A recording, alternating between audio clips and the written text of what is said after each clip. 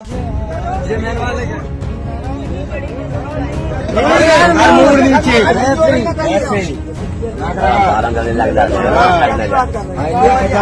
नहीं करेंगे वो, कभी मत करना, इतना समझ लेना। तुम पंडित के हाथ से चुटैया कटवाए गए। जिंदगी तुम्हें ऐसा गर्व नहीं चाहिए तो बोल बजरंग बली की जय। भारतीय जनता पार्टी इस देश में एक तरफ हिंदू राष्ट्र बनाने की आड़ में जाति पात को तोड़कर खत्म करने और सारे हिंदू एक हैं इसका एक राजनीतिक शिगुफा छोड़ी हुई है, वहीं उसी बीच में इटावा से एक ऐसी खबर आती है जो इस बात की पड़ताल कर रही है कि बीजेपी के लिए हिंदू का मतलब क्या है। इटावा की खबर के मुताबिक एक कथावाचक की चोटी काटी गई, सिर मुंडवाया गया, हारमोनियम तोड़ा गया, महिला के पैर पर नाक रगड़वाई गई, थप्पड़ मारे गए, कपड़े फाड़े गए और उसके बाद ये कहते हुए भगा दिया गया कि कथावाचक बनने की दोबारा हिम्मत मत करना। ये एक जाति विशेष का नाम लेकर के कहा गया कि ये उनका गांव है, उनके गांव में तुम कैसे कथावाचक बन सकते हो जब तुम्हारा नाम यादव है। ठीक सुना आपने। हिंदू राष्ट्र के राजनीतिक शगुफे के बीच भारतीय जनता पार्टी और उनकी मातृ संस्था आरएसएस इस देश को यह समझाती है कि जात पात तो कुछ होता ही नहीं, जाति पात तो बनाया अंग्रेजों ने, जातिवाद फैला दिया संविधान ने और बाबा साहब अंबेडकर के संविधान से आरक्षण मिल गया, इससे भारत में जातिवाद आ गया। जाति को खत्म करो हिंदुओं और एक हो जाओ। ये आरएसएस और बीजेपी का प्रोपेगेंडा है जो उनके हजार मुंह वाले अलग अलग संगठनों के द्वारा देश और समाज में चलाया जाता है और कथावाचक बन करके इसी बात का प्रवचन दिया जाता है कि तुम तो हिंदू हो, कोई भी हिंदू बन सकता है और जातिवाद तो खत्म करा जाए।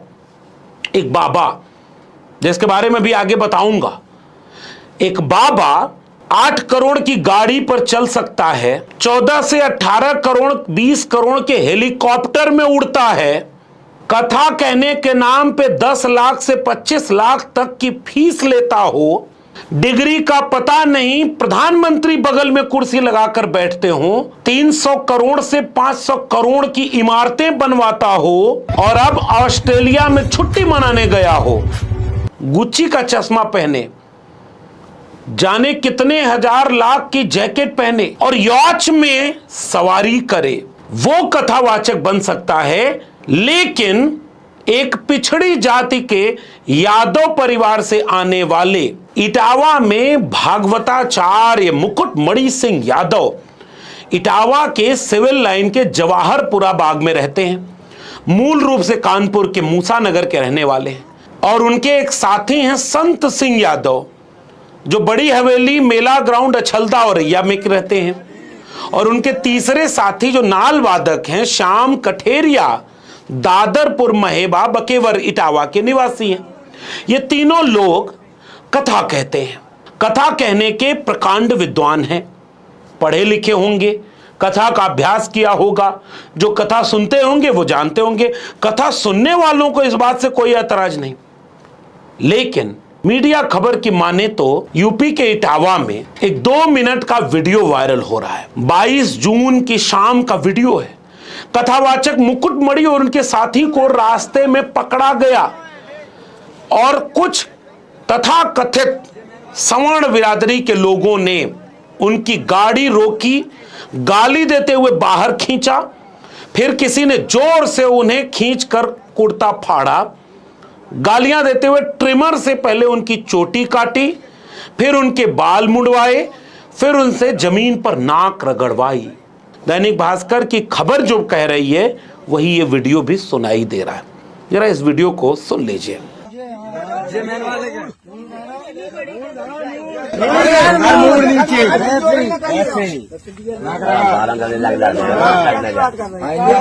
कभी नहीं करेंगे वो, कभी मत करना, इतना समझ लेना। तुम पंडित के हाथ से चुटैया कटवाए गए।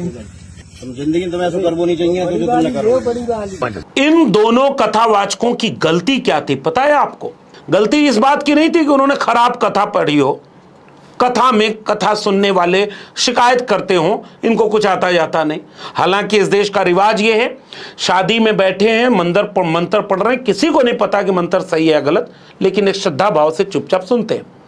कथा सुनने जाते हैं तो चुपचाप सुनते हैं। अब आजकल तो चमत्कार, video, light, camera, action, reels बनती है, इसलिए श्रोता कभी यह बात नहीं कहता कि सामने वाला ज्ञानी है या नहीं है। लेकिन एक तीसरा समुदाय आकर के खड़ा होता है। मुकुटमणि सिंह यादव, संत सिंह यादव घसीटा गया, मारा गया, पीटा गया, जलील किया गया, यह कहते हुए कि तुम हमारे इलाके में आकर के कथा कैसे कह सकते हो। यह हिंदू एकता के चरम उत्कर्ष की एक कहानी मैं आपसे सुना रहा हूं। कथावाचक मुकुटमणि सिंह ने बताया कि मैं भागवत पाठ कराता हूं, इसीलिए 21 जून से 27 जून तक दादरपुर गांव में गया था। यह बुकिंग पाठक बाबा के माध्यम से गांव निवासी पप्पू बाबा ने कराई थी। पहले ही दिन देर शाम भोजन करते वक्त पप्पू बाबा ने मुझसे मेरी जाति पूछी। जब मैंने बताया कि मैं यादव बिरादरी से हूं तो उन्होंने मुझ पर दलित होने का आरोप लगाया और गालियां भी दी। कहा कि ब्राह्मणों के गांव में भागवत पाठ करने की हिम्मत कैसे की। पप्पू बाबा के साथ अतुल, डीलर, मनीष और लगभग 50 अज्ञात लोगों ने मुझे गालियां दी, लात, घूसों, जूतों और चप्पलों से पीटा। गांव की भीड़ के सामने मेरा सिर मुंडवाया। परीक्षित यानी यजमान बनी महिला के पैरों में जबरन नाक रगड़वाई गई और गांव के बच्चों, महिलाओं और पुरुषों के जूतों पर सिर रखकर रगड़वा कर माफी मंगवाई गई। 25,000 रुपए और एक सोने की चेन छीन ली गई। मुझे बेइज्जत करके गांव से भगा दिया गया। मेरा सारा सामान भी अभी उनके कब्जे में है। दैनिक भास्कर की इस रिपोर्ट को सुनने के बाद मैं चाहता हूं कि आप इन वीडियोस पर नजर रखें, इसमें पीछे से आने वाली आवाजों को सुने और विचार करेंगे सुनते हुए कि जब यादव समाज के लोग, और दोनों लोगों को मैं ये बात कहना चाहता हूं, जो लोग यादव समाज के आते हैं, जिन्हें यह लगता है कि जाति के नाम पर उनके साथ अन्याय अत्याचार नहीं हो सकता, वो श्रेष्ठ हिंदू हैं, या अगर वो देविका पटेल की बिरादरी से आते हैं तो उन्हें खास तौर पर इस वीडियो को दिखाइएगा, इन तस्वीरों को दिखाइएगा। हिंदुओं की निगाह में सब हिंदू बराबर नहीं है, जाति आड़े आती है। इसीलिए किसी अखिलेश यादव के मुख्यमंत्री रहने के बावजूद उनका घर गंगा जल से धुलवाकर जलील किया, अपमानित किया जाएगा, तो किसी केशव प्रसाद मौर्य के स्टूल मिलेगा। और पीडीए समाज के लोगों को क्या मिलेगा, ये इस वीडियो को देखते हुए भी आप महसूस करिए। और ऐसी एक कहानी पिछले दिनों मध्य प्रदेश के जबलपुर से सुनाई गई थी। जबलपुर में देविका पटेल नाम की एक कथावाचिका, जिनकी कथा लोग सुनना पसंद करते थे, उनका यह कह के विरोध किया गया कि तुम पटेल होकर के कथा कैसे कह सकती हो, तो मुकुटमणि सिंह यादव होकर के कथा कैसे कह सकते हैं। असली हिंदू एकता बनने का एक चरम दृश्य आपके सामने है। कथा का व्यापार बढ़ रहा है। एक बाबा मथुरा में बैठकर कथा कहता, उसके रील्स वायरल होते हैं और मजाक, चुटकुले, हास्य, व्यंग, किसी आस्थावान के ऊपर इस बात की आस्था आहत नहीं होती भावनाएं कि कथा कहने के नाम पर क्या क्या मस्खरी चल रही है रे भाई। और एक बाबा वहां पर बैठ करके वो कथा कहते कहते लाखों रुपए की गाड़ी में घूमना शुरू कर दिया। एक बार उसने गाड़ी खरीदी थी तो उसका एक वीडियो वायरल हुआ था, जो ये कहता हो, क्या लेकर आए हो, क्या लेकर जाओगे, खाली हाथ आए थे, हाथ पसारे जाओगे। उसकी गाड़ी की कीमत आप जानेंगे तो आश्चर्यचकित रह जाएंगे। चलिए भाई, अच्छी दुकान चल जाए।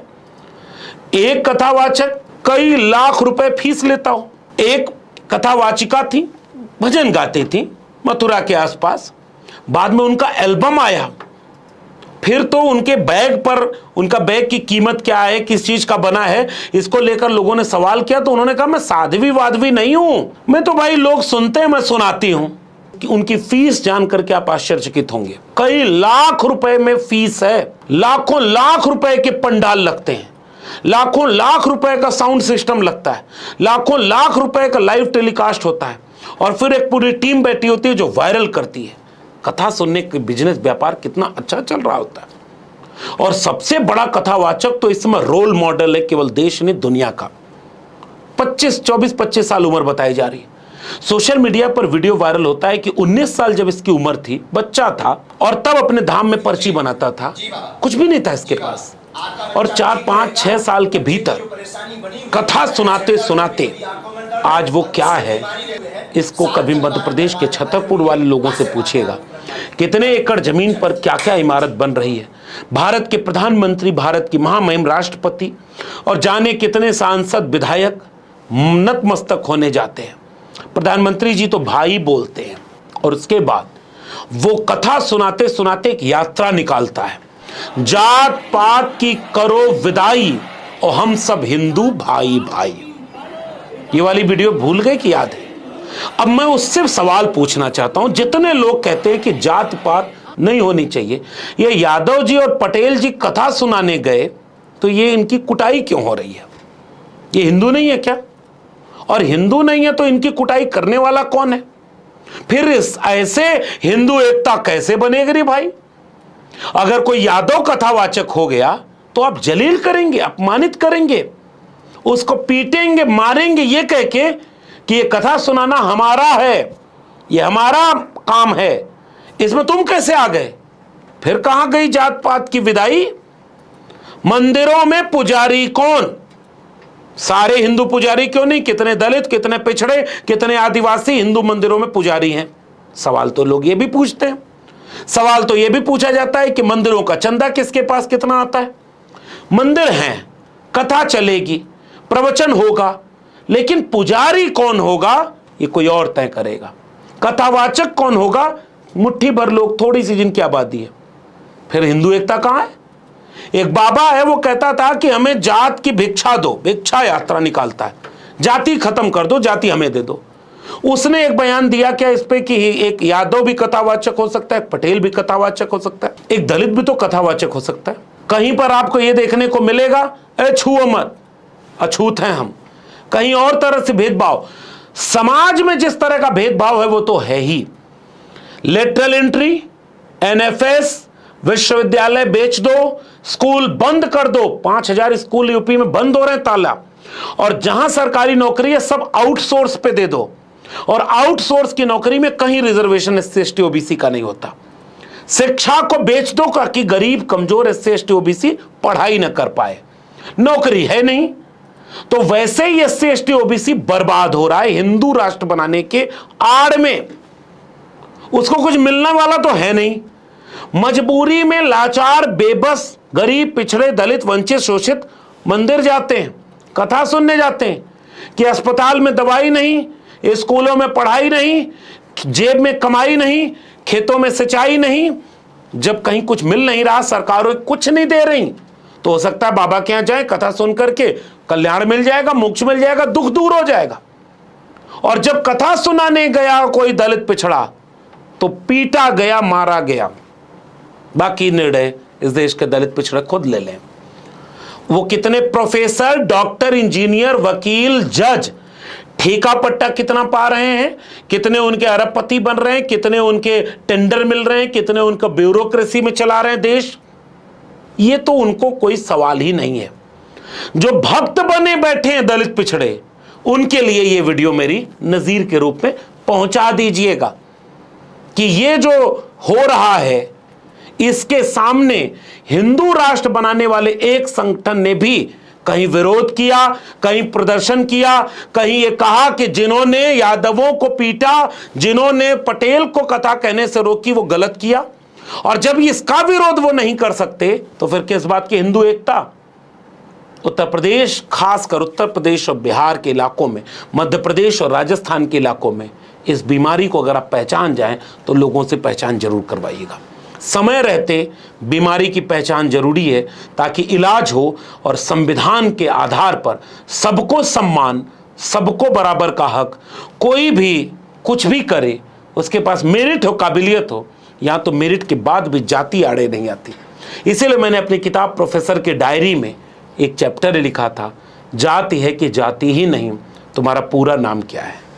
इस वीडियो को आखिरी व्यक्ति तक पहुंचाइएगा, घर घर पहुंचाइएगा, ताकि आंख खुले लोगों की कि इस तरह के कथावाचकों में फर्क क्यों है और आस्थावान हिंदू इस पर चुप क्यों है। हिंदू राष्ट्र बनाने का दावा करने वाले आरएसएस और बीजेपी इस पर चुप क्यों हैं? क्योंकि यही उनकी हकीकत है। समय रहते इस हकीकत को पहचान लीजिए। ये वीडियो इतनी जरूरी है कि इस वीडियो को हर एक व्यक्ति तक जरूर पहुंचाइएगा, ताकि वो समय रहते बचें, समझें कि असली बीमारी की जड़ कहां है।